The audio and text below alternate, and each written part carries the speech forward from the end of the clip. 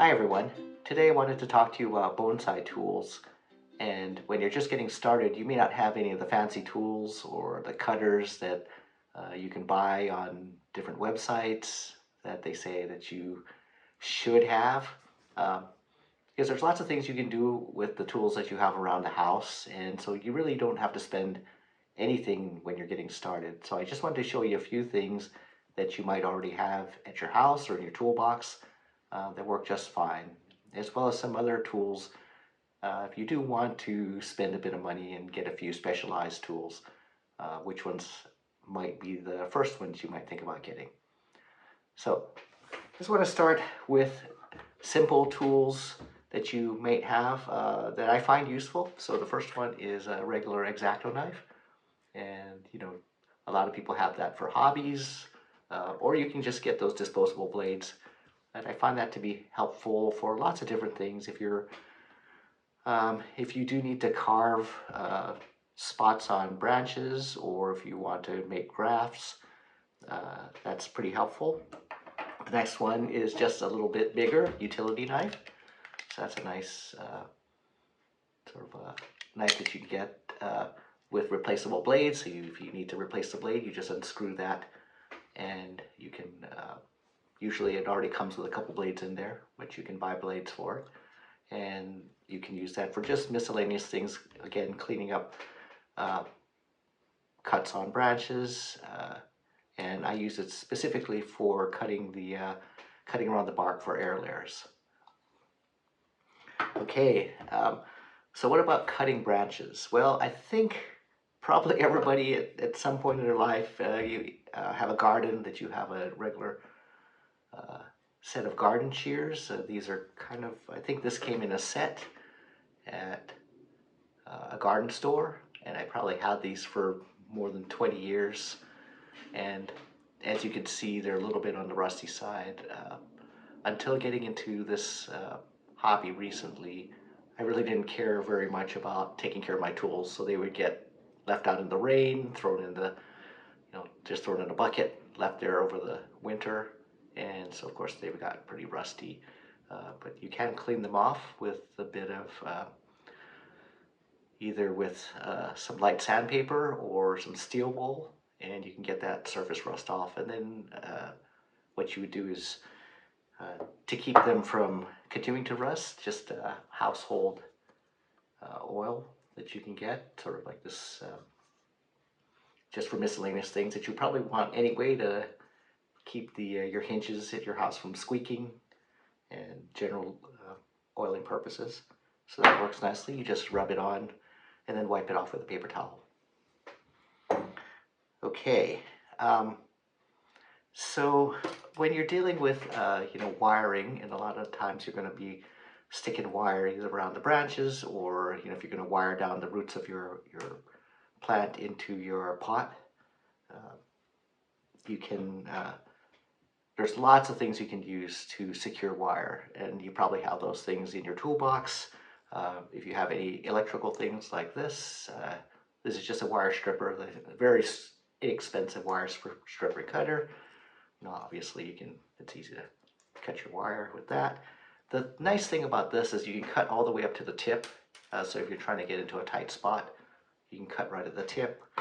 Whereas if you have a wire cutter like this, a stripper, the cutting area is down at the bottom, so sometimes it's harder to get into that area to cut something.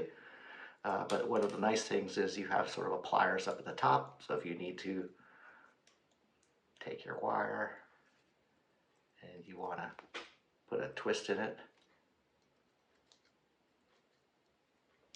you can do that. Oops.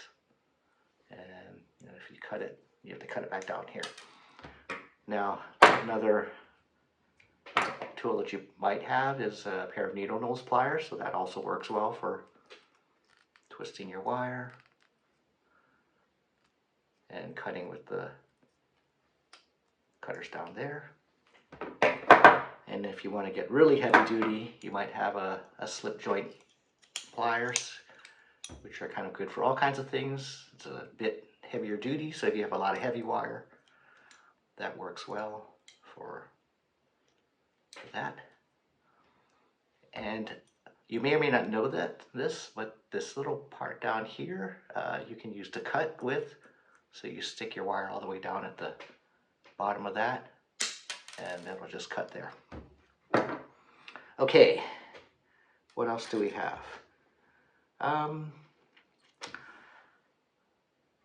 This is something, so I wanted to show you this. So this is another set of garden cutters. These are just, ones that you would use to cut your shrubs. If you kind of look at this, doesn't that look like, they look pretty nice? Like, they don't look too old, right? These are probably at least 20 years old, maybe 30 years old. And the reason they actually kind of look nice is I found a trick. When you're trying to clean your tools, you get a lot of sap stains on it, and you get a lot of crusty things just getting stuck to the surfaces of your cutters. But if you use this, it's like magic. So WD-40 works great for, you spray it on, let it kind of sit on your tool for a while, and then wipe it off with a rag or a paper towel, and all that sap just comes off. And so it also has serves a double purpose of keeping the your tools lubricated, and what it does is it pushes the moisture out, so it keeps things from corroding. So that's super handy, and I think I'll show you actually using this on some loppers. So here are some loppers that I probably purchased from a home garden store maybe 20 years ago, and of course, again, didn't pay too much attention to them, left them out in the rain occasionally, stowed away in the garage, and so you can see that some crud is built up on the blades of these loppers. So I'm going to go ahead and clean these with the WD-40. So it's pretty easy. And by the way, sorry for not centering this up. But you just spray it on there on both sides, give it a nice coating. And you can let it sit for longer than what I'm showing you here. You can let it sit for 15 minutes or so. So it kind of has time to soak in and work its way into some of the sap that's accumulated on your blade. And just take a paper towel or soft cloth and go ahead and wipe off as much as you can. Just always be careful about the blade. Don't cut your hand with your cleaning. But you can probably see here that some of the crud is starting to come off. And to be honest, I've cleaned this in the past, not this season, but so it's not as bad as it has been in the past. But you can see if you just work it around and kind of scrape a bit on the really crusty parts, but you can probably see that it's getting a bit cleaner. And you just keep doing that until you're done. If you have to go back and do it again, then just go ahead and reapply the WD-40 again and then wipe it down again. So that's my little trick for this. I think it's pretty neat. So if you just take a look here, you may or may not be able to see it very well, but it is a bit cleaner, and it certainly moves a lot easier. So basically just spray it on, wipe it off, and you can see how nice and clean and shiny it is. Again, I had used these probably for, like I said, 20 years and didn't care much about them, just never cleaned them, and they were completely covered in brown sap and gross things. Okay, another tool you might want to use is just a handy adjustable wrench that you might have. On occasion, your cutters will get loose for whatever reason. These are pretty nicely set, but either they can get loose or tight if they get rusty, and you can just take that and adjust them. There's usually a nut on there that you can adjust, so you can change. If it's too tight, you can unloosen it a little bit, or if it's too loose, you can tighten it up a little bit with an adjustable wrench. Okay. Just the last thing I just wanted to show you, keeping your tools sharp.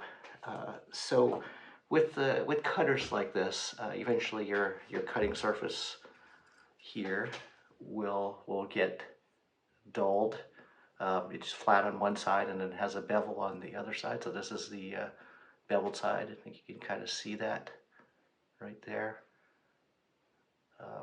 So for this, the easiest thing that I found to keep this sharp, and I don't obsess over it, but is take usually a flat file like this. I guess it's kind of like a fine grained flat file. Not the one with diamond patterns or anything on that, because that's too coarse. So what I would do is hold it down and just push the file on that beveled edge. And the way that I do it is, without being too scientific about it, you do want to keep the same angle. But what I'll do is I'll start away from the sharp side of the blade. I'll start on the just where there's sort of a break here. Say if this is the sharp side, then there's a break here, and then this is the rest of the blade. Start at this little peak, and what I'll do is I'll start filing away, and really it only cuts in one direction, so you're pushing with the file away. So as I push there, and I'll just work my way down the blade until I get to the sharp edge there. So what it is you can see it as it gets shiny up at the top, and you keep pushing it and pushing and pushing it all the way down till you get that shiny edge right down to the edge of the blade. And then that's how you know that you're there.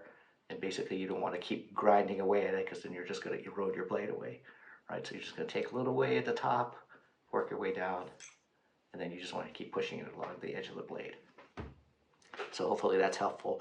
It's much easier to do on a flat blade than it is on a curved blade, but if you use that sort of way of looking at it so you can see the shiny part as you work it, it's easy to get that sharp. And then you just kind of gently check it, and you'll feel usually a little burr. Now don't slice your thumb open with it, but once you feel a little burr on the edge, then you'll know it's sharp enough. And really the easy way to know if you've done it well enough is to just go out and cut some branches. And if the branches are cutting nicely, then you know you've done a good job with sharpening it. And if it doesn't work, and if your branches aren't cutting cleanly, then go back in with your file and try again. Okay.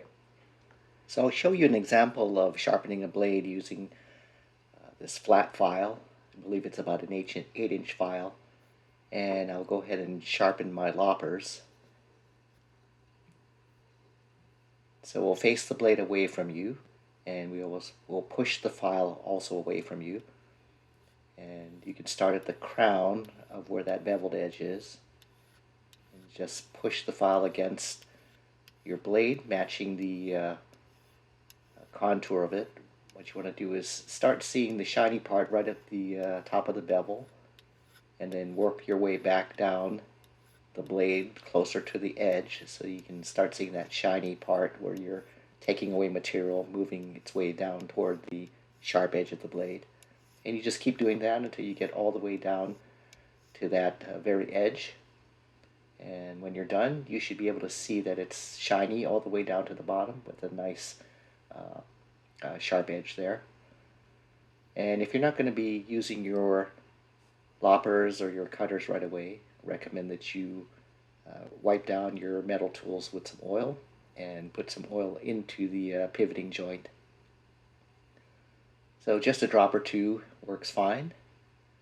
Stick it down in the pivoting joint, and with the excess you can also wipe that over the blade surface, again being careful not to cut your fingers, and then wipe off any excess. And then you can go ahead and put your cutters or your loppers away in some place where it's not going to get wet, and you'll be all ready for the pruning season. Now sometimes the nut, after you oil your tools, you'll find the blade pivot is very loose, so you can go back in and tighten that nut up a little bit with an adjustable wrench or a box end wrench, and get that so it moves nicely and it's not too loose. So I want to show you a little bit about the actual tools that are very helpful for bonsai plants. So the first one I got, and I use this a lot, uh, is a sort of a little, I call it Satsuki shears. Uh, so the one about this is they have this sort of long taper and a very small tip. And what this is good for is it's getting into places, it helps you get in between branches so you can get deep into plants and get to the thing you want to cut without kind of having to push all the branches away to get in there. So you can kind of be a little bit surgical about it.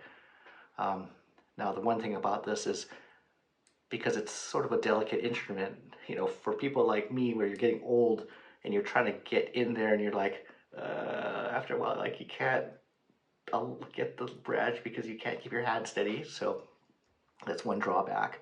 By the way, this is very sharp, obviously. I don't know how many times I've done things where I've cut my skin or my fingertip with that, and you won't feel it right away because it's so sharp until you see the blood coming off of your finger. The one nice thing about it, because it cuts cleanly, usually it heals up pretty nicely. But yeah, you have to be real careful about not cutting yourself and also not poking yourself. So what I did was I just cut a piece of plastic tubing like this, sort of a drain tube. Usually, you always have stuff like this probably lying around, but you cut a little section, you can stick it on there, and now I don't have to worry about poking myself, and it stays on pretty well. And plus, if you lose it, you just go to that piece of tube and cut another one. Okay, so like I said, if you're not quite as steady, so this is more of a shear. So if I'm kind of cutting around the outside of the plant, this is you can cut a bit faster and you can cut a bit bigger things, and obviously you don't have to be as careful because your hand is very close to the blade, so it's sort of easy to control that blade. I was thinking about this, so you can hold it like this with your hands in between the handles like that, and these are very comfortable, right? But what I do like to do is stick my index finger out on the outside like this, so if you can see how fast I can cut with this, whereas if I had my finger in here, I just can't cut that fast. So it's just a matter of speed and comfort, maybe, to stick your finger out there. Yeah. Okay. So that's for cutting very small twigs and leaves.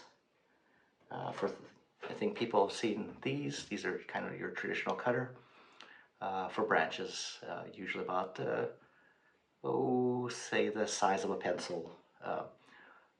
The thing you do want to be careful about is that growing branches, softwood, you can cut a lot bigger branch when it's soft. When it's dead and dried up, it's much harder to cut, even for the same diameter. So just be careful that you don't want to try and overdo it. If you put it on there and you're really trying to push hard to get it to cut, then just don't force it.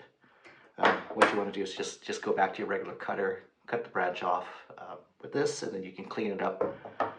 You can then clean it up with your cutter if you need a straight edge like this, or you can cut it off with, I guess this has that curved surface, so you can cut it off with that to create a slight indentation when you're cutting, and this works really nicely. So I do use these, and I feel like they've come in handy. They're probably, they're going to be on the order of, each one of those is probably between $30 and $70 to $80, depending on the quality that you get. But like I said, you don't need to do that. You don't need to spend the money on that if you don't want to. But they are handy. Okay, the last thing I wanted to show you, this is kind of something neat that you might be interested in. So I was cleaning out my folks' house in Hawaii, and I came across this. This is a flower shear for ikebana, which is flower arranging. So it's got a very kind of a thick blade.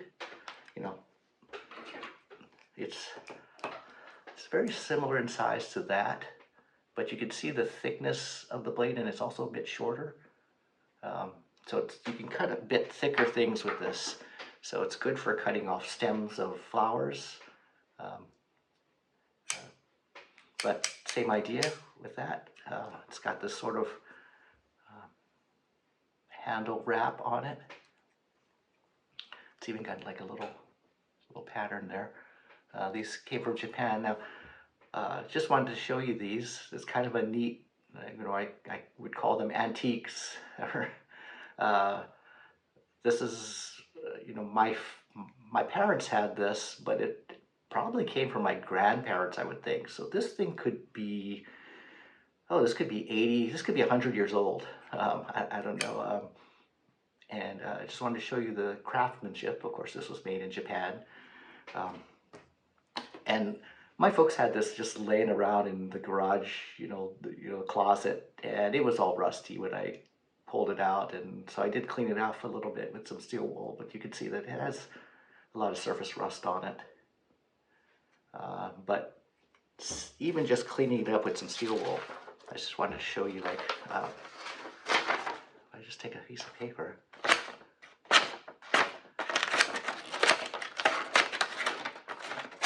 Now, this thing's completely sharp. Probably 100 years, it's probably never been sharpened.